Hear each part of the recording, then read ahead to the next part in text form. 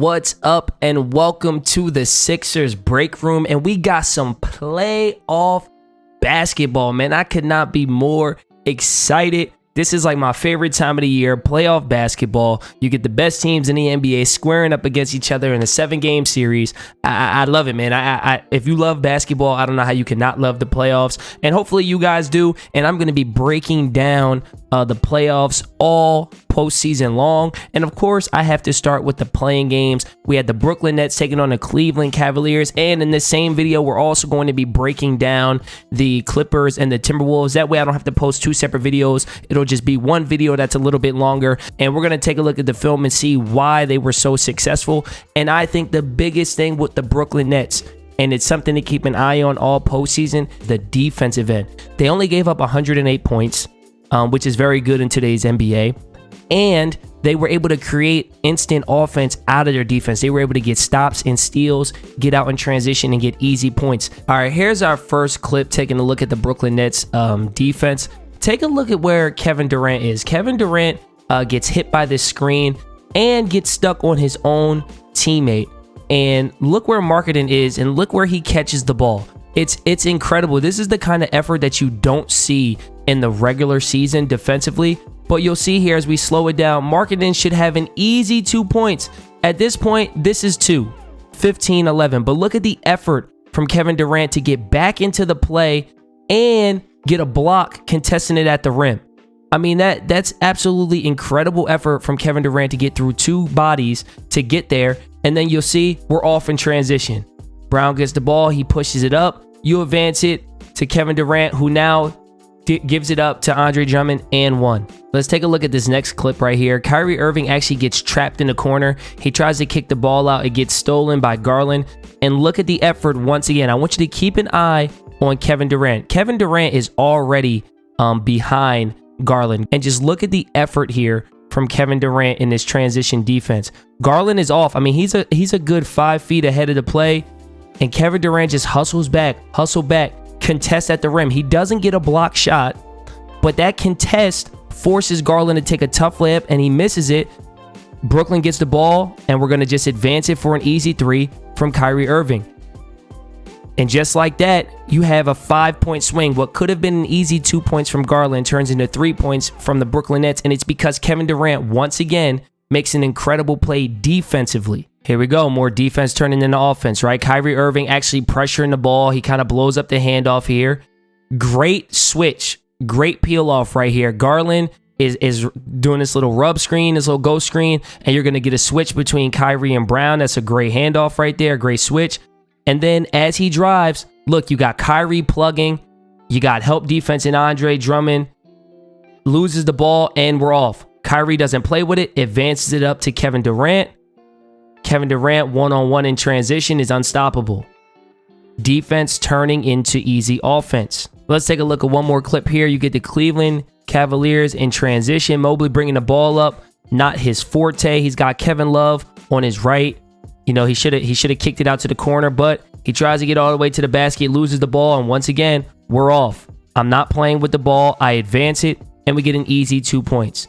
The Brooklyn Nets did a great job of defending, only allowing 108 points and turning defense into offense. We know how special Kevin Durant and Kyrie Irving are. We're about to watch how special they are. But if the Brooklyn Nets can defend like that consistently, watch out. Let's take a look at the basketball wizard that is Kyrie Irving. You're going to get a high screen and roll here from Andre Drummond. And just watch how Kyrie Irving is able to keep his defender on his back, right? As we play this, you get the screen. Kyrie Irving comes off, and he traps the defender, right? He positions himself so that 35 cannot get back in front of the ball. Keeps him on his hip. Andre Drummond does a great job of sealing off Marketing in there, and then you get an easy 2 points. Here, once again, we're going to get this high pick and roll action. I mean, you guys have seen me break down the Brooklyn Nets before. It's not a lot of X's and O's. It's Jimmy's and Joe's. It's we're better than you are, right? You're going to get this screen, right? He pulls it back out, reset the screen. They're looking to get the switch with Kevin Love. That's what they really want. They want to force Kevin Love out on Kyrie Irving. And on this screen here, watch how Kevin Love jumps out a little too far. And all you have to do is give Kyrie Irving an inch, and he'll take a mile. He jumps out a little too much. Kyrie Irving sees this. He splits it. Kevin Love actually does a pretty good job of recovering, but Kyrie Irving, I mean, that's so tough. Again, his ability to just manipulate the defense and pick and roll is astounding. I mean, this possession here, I don't really know how you can play much better defense on Kyrie Irving. You're going to get this high screen, and Kyrie Irving is actually going to attack this, and he has Kevin Love on his heels, but Kevin Love does a really good job of keeping it in front, right? Keep it in front, right? He's funneling him to the basket where he feels like he's going to be able to contest it, and he does a really good job. He gives nothing up. But look at this shot. Kyrie just gives back into the middle of the paint. Can you get a better contest than this right here? I mean, look at that. That is as close as you can get to a block shot without blocking it, and he just hits it, man. There's not really anything you can do against it. Let's take a look at this first shot here from Kevin Durant, right? He wants the ball in the mid post. He's just trying to post up right here. He finally gets the ball, and you have him being funneled towards the baseline, right? Number 3 knows that his help is right here. They get baseline help. He's trying to funnel him into this double team. Take a look at the shot that Kevin Durant takes here. One dribble pull up with 2 guys on his hips from the short corner. Bang. I mean, if you're Cleveland, that's exactly what you wanted. You want to double team KD, make him take a shot from almost behind the backboard, but it doesn't matter. When Kevin Durant is hitting, he's hitting. Kevin Durant loves this right side of the floor, right? The mid post area from elbow to corner on the right side of the floor, Kevin Durant is just at home.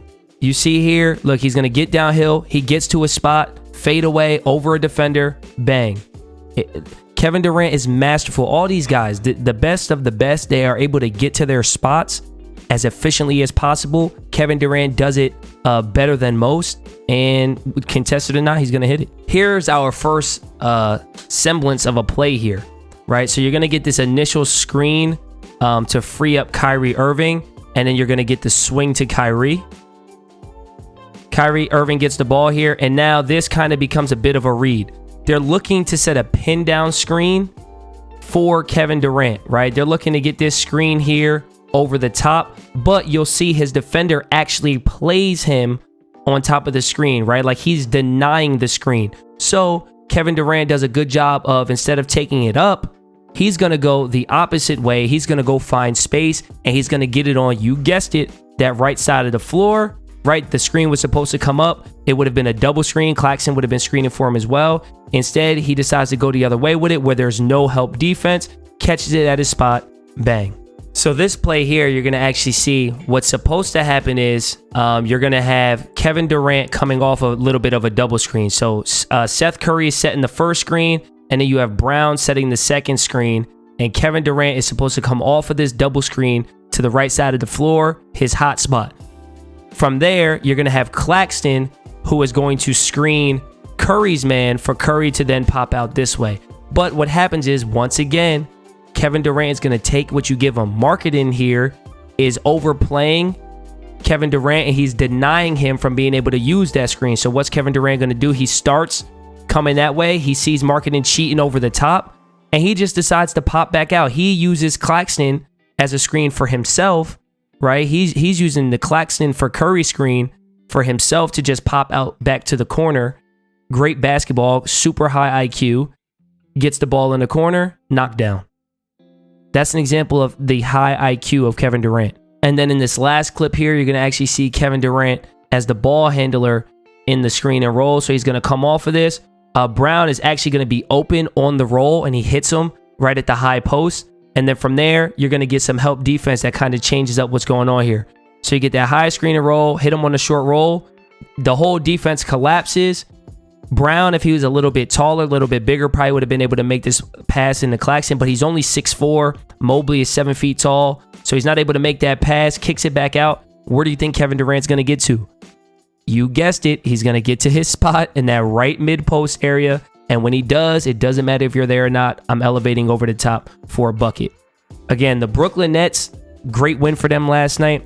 But I think what the deciding factor in that game was really their defense. What they did on the defensive end of the floor, only allowing 108 points in last night's game, and also getting turnovers, getting stops, and getting out in transition. If the Brooklyn Nets are going to hold you to 108 points, I mean, that's a game that they're probably going to win with their two guys. It's going to be interesting to see, can the other guys, can the Patty Mills and the Seth Currys of the world, can they get theirs to help manage that offensive load for KD and Kyrie, and can they continue to defend this way?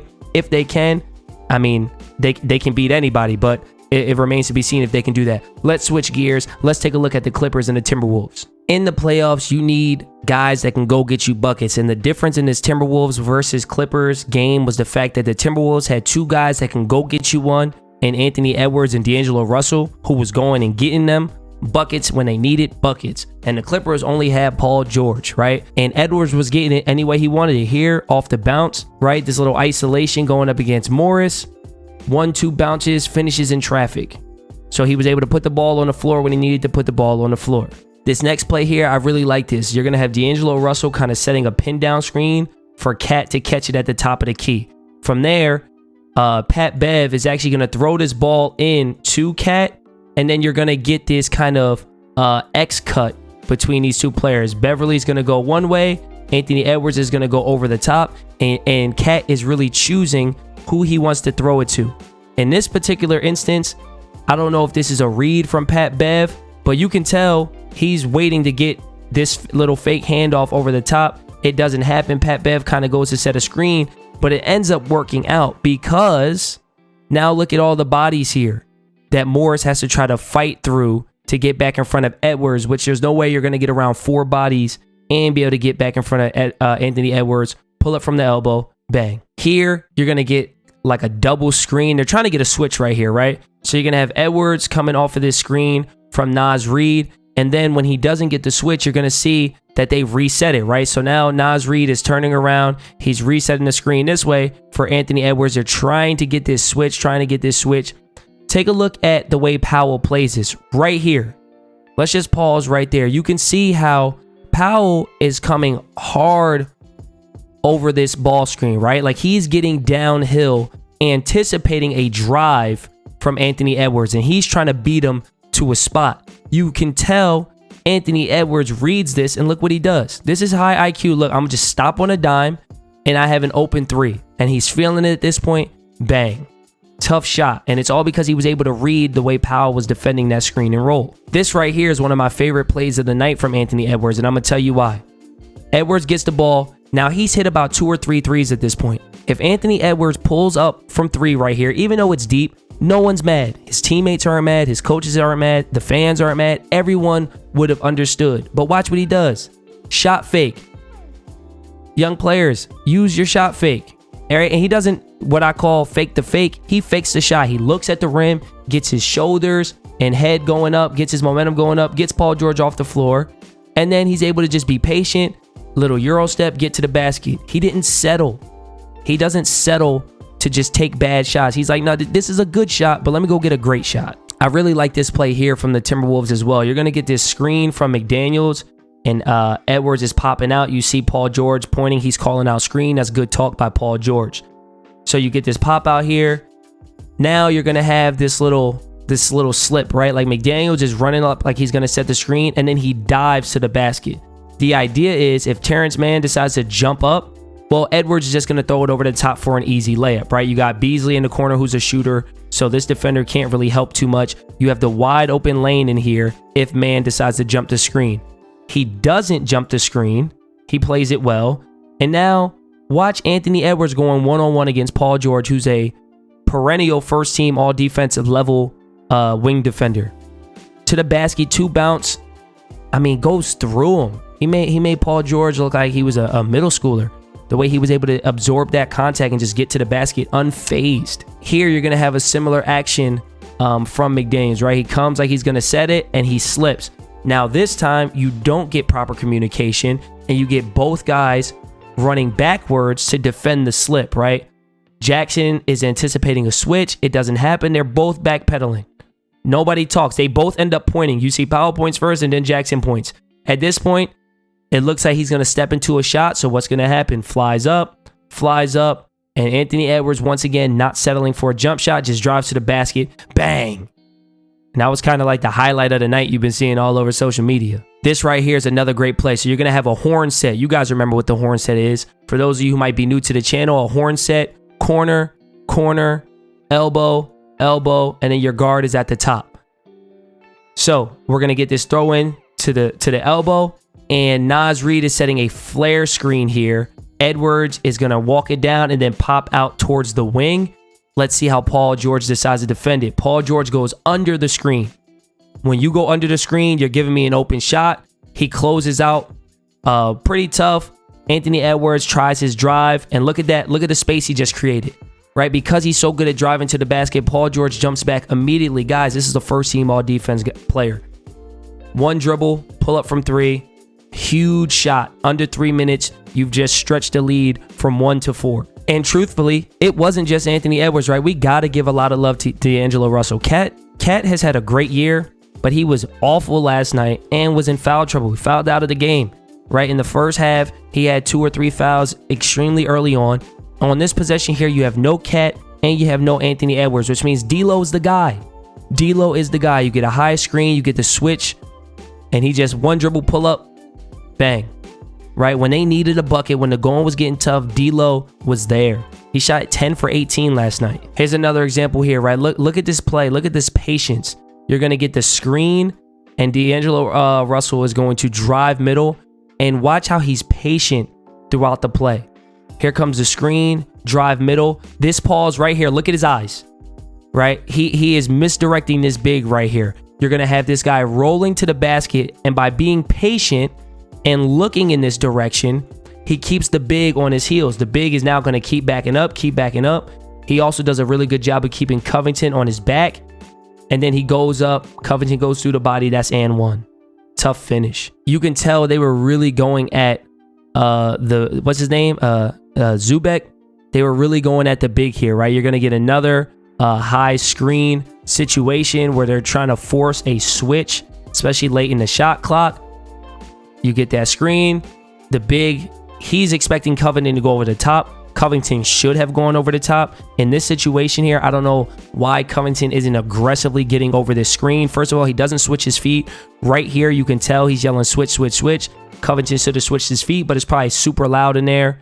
He gets stuck on the screen. That's a layup for Russell. I really, really like this play design right here. First of all, you got Cat coming across the court, and then you have Anthony Edwards looking like he might come off of this screen out towards the left wing, but instead he actually pops back to the right. So you're overloading this right side of the floor with 3 players, your 2 best players, Edwards and Cat, and Pat Bev, who's become a respectable 3-point shooter. And what you do is you completely empty out the left side of the floor for this 2-man game with D'Angelo Russell, who's been having a really good night, right? Paul George recognizes he has no help here. If Russell is able to get this handoff, he's going straight to the basket for 2 points. Again, Paul George, being a good defender, knows this, so he tries to blow up the screen by going over the top. Russell makes a really good play by just taking what he gives him, so he goes back, get that little rescreen, mid-range pull-up. Like it just seemed like any time the Timberwolves needed a big basket, it was Russell and Anthony Edwards time and time again being able to make plays offensively. They made just enough plays. And for the Clippers, the only guy who was really making plays for them down the stretch was Paul George. And on this night, it just wasn't enough, but maybe it will be enough in that 8 seed game. We'll have to wait and see.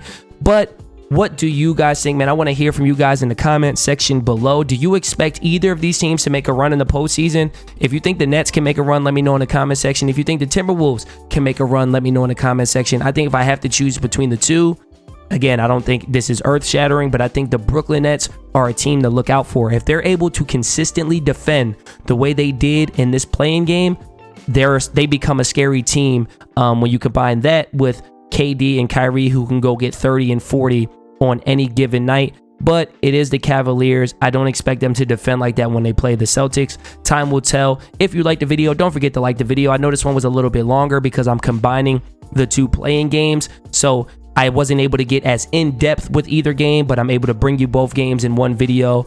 I'll do the same thing with the playing games tonight. And hey, If you haven't done so already, subscribe to the channel. We hit 1,000, y'all, so I thank you, man. Appreciate you guys. We're about to get this channel monetized in about a month. That's absolutely incredible. I'll have more information about that once that gets approved, and I'll see you guys on the next video. Peace.